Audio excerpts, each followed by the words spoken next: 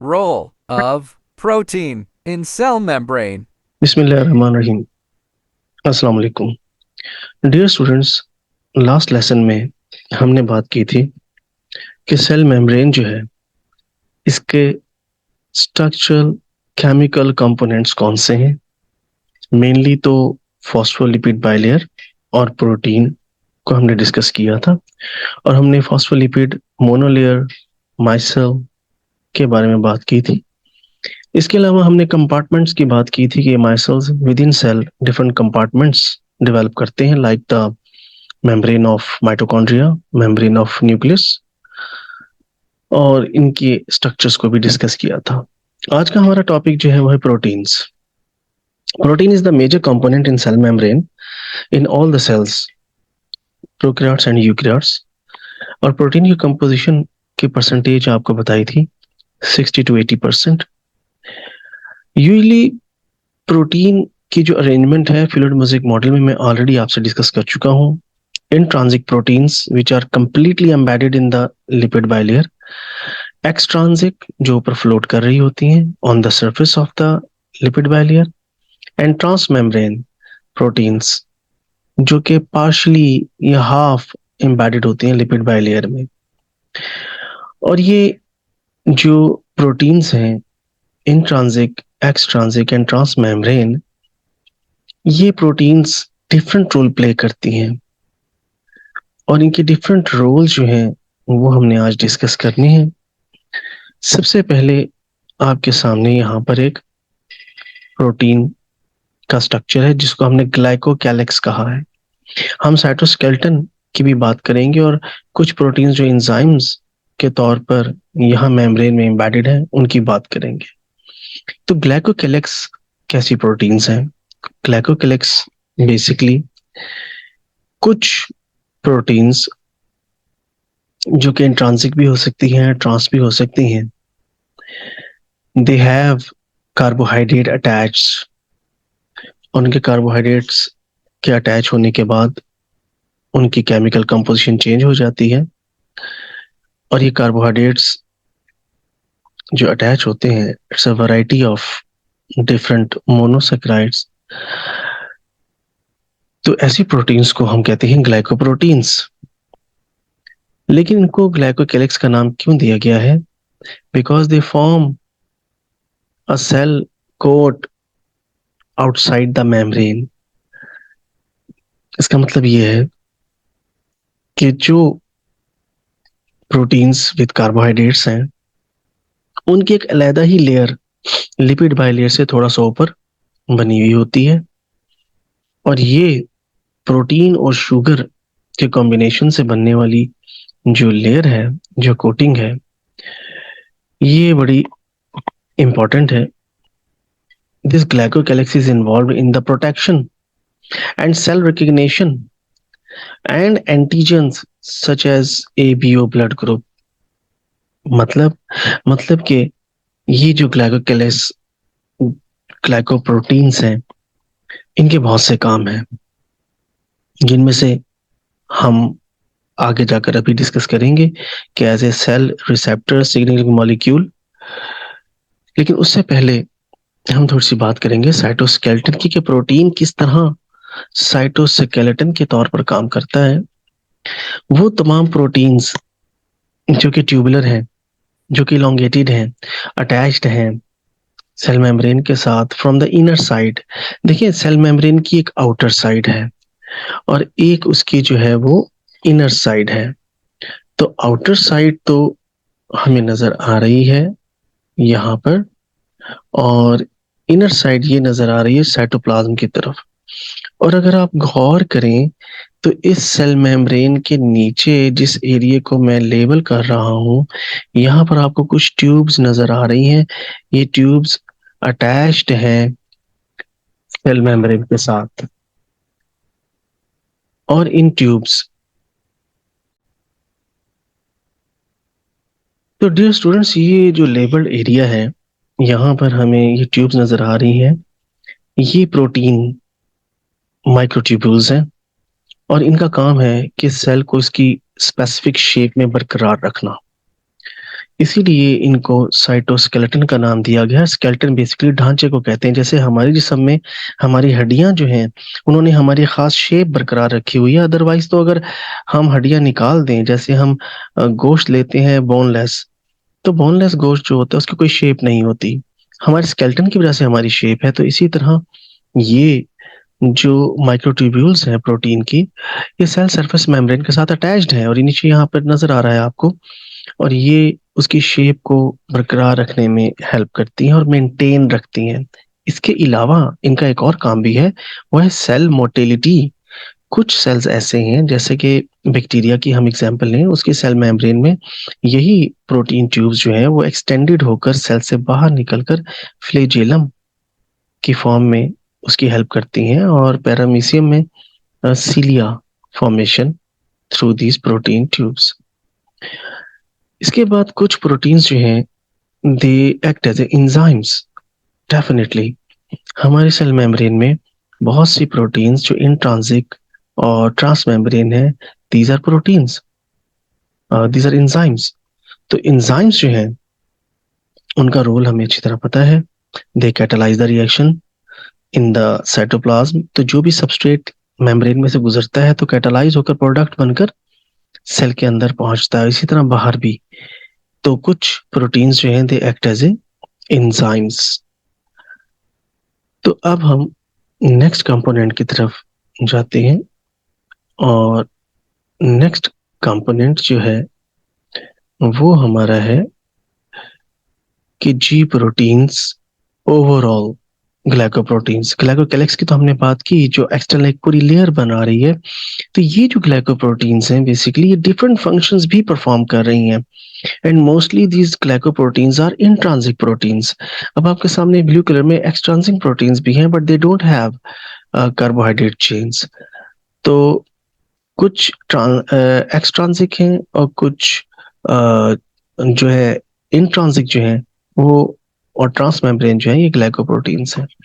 तो ग्लाइकोप्रोटीन्स का जो डिफरेंट रोल है उनमें सबसे पहला रोल है उनका कि they act as a receptor proteins. Receptor proteins का मतलब ये है कि हमारे सेल्स के साथ मुख्तलिफ हार्मोन्स और एंटीजेंस और मॉलिक्यूल्स आकर अटैच होते हैं, और अटैच होने के बाद वो डिफरेंट सिग्नल्स देते हैं, और सेल के अंदर साइटोप्लाज्म में उसके मुताबिक डिफरेंट फंक्शंस शुरू हो जाते हैं, रिएक्शन स्टार्ट हो जाते हैं। हमने ओ लेवल्स में इंसुलिन को पढ़ा हुआ है। इंसुलिन लीवर और मसल सेल्स के मेम्ब्रेन पर आकर उनके स्पेसिफिक जी प्रोटीन रिसेप्टर के साथ अटैच होती है, और इंसुलिन अटैच होकर उन रिसेप्टर जी प्रोटीन में तब्दीली लाती है। उस तब्दीली की वजह से सेल के अंदर मुख्तलिफ केमिकल रिएक्शन स्टार्ट होते हैं। Because of the cascade reaction और एंजाइम कैस्केड की वजह से उसमें जो चेंज आती है वो एक्चुअल फंक्शन होता है। तो रिसीव करना मुख्तलिफ सिग्नल्स को, मुख्तलिफ मॉलिक्यूल्स को अटैच करना मेम्ब्रेन पर, तो ये काम भी जी प्रोटीन्स कर रही हैं। तो ग्लाइकोप्रोटीन्स जो हैं they act as a receptor proteins, और इनके साथ मुख्तलिफ मॉलिक्यूल्स आकर अटैच होते हैं। Mostly they are hormones and they are known as a signalling molecules.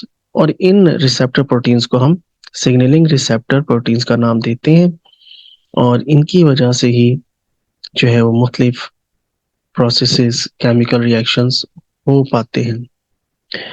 तो यहाँ पर हमारे पास जो एक जी प्रोटीन मौजूद है, रिसेप्टर प्रोटीन, ये डेफिनेटली ख़ास शेप के साथ है, और इसकी शेप वाला ही एक सिग्नलिंग मॉलिक्यूल आकर इसमें अटैच होगा, और इसमें तब्दीली लाएगा इस प्रोटीन में। इस चेंज की वजह से सेल के अंदर जो है वो चेंज स्टार्ट होगी साइटोप्लाज्म में। एंजाइम कैस्केड चलेगा, मीन सीरीज ऑफ रिएक्शंस, और जो भी प्रोसेस होना है, जो प्रोडक्ट बननी है, वो स्टार्ट हो जाएगा। तो ग्लाइकोप्रोटीन्स या जी प्रोटीन्स का एक फंक्शन ये भी है कि they act as a receptor proteins. और हम अब आते हैं नेक्स्ट इनके फंक्शन की तरफ, जो कि है दे एक्ट एज अ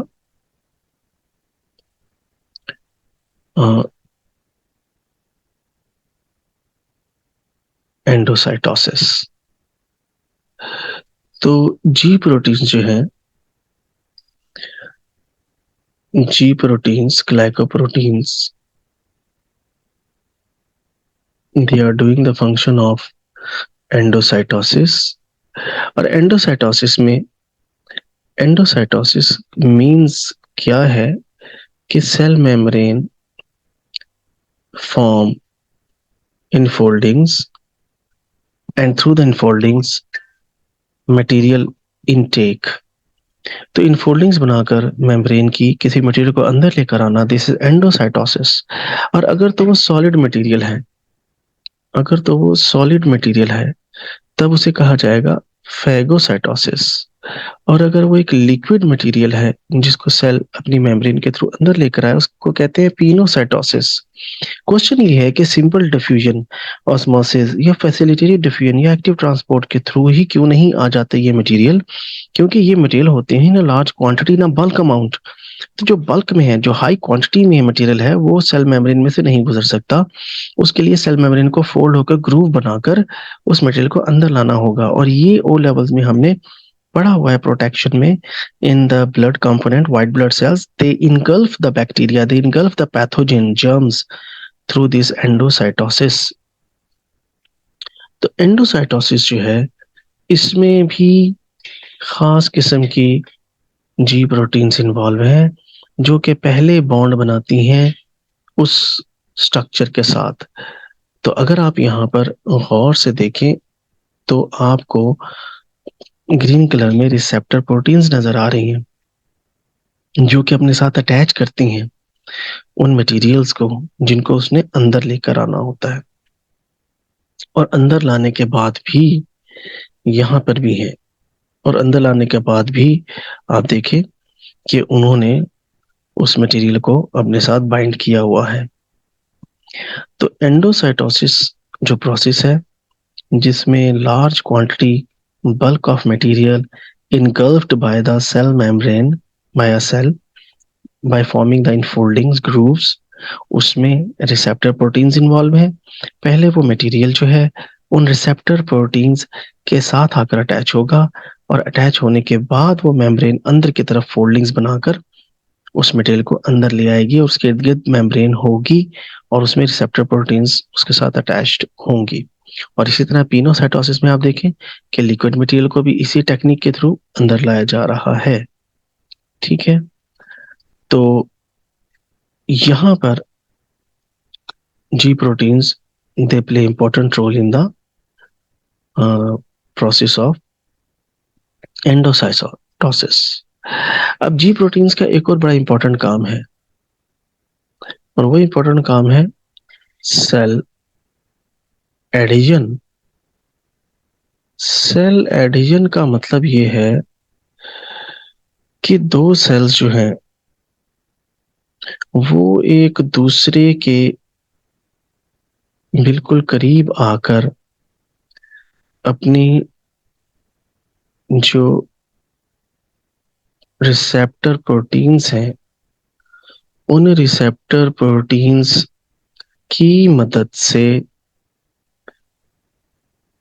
वो एक दूसरे के साथ बिल्कुल क्लोज होकर अटैच हो जाएंगे। तो जी प्रोटीन्स जो हैं, ग्लाइकोप्रोटीन्स जो हैं, they involve in binding cell to another cell, this is called cell adhesion। और some glycoproteins are involved in it, they act as a cell markers or antigen and they allow cell to cell recognition। अब हर cell की अपनी antigen है, means कि उसकी अपनी receptor protein है। हमारे पास जो इसकी बेस्ट एग्जांपल है वो ए बी ब्लड ग्रुप है। इसके अलावा भी बहुत से सेल्स ऐसे हैं हमारे, specially neurons. Neurons are the specialised cells. हमारे जो न्यूरॉन्स हैं, बहुत से neurons, they do this cell addition.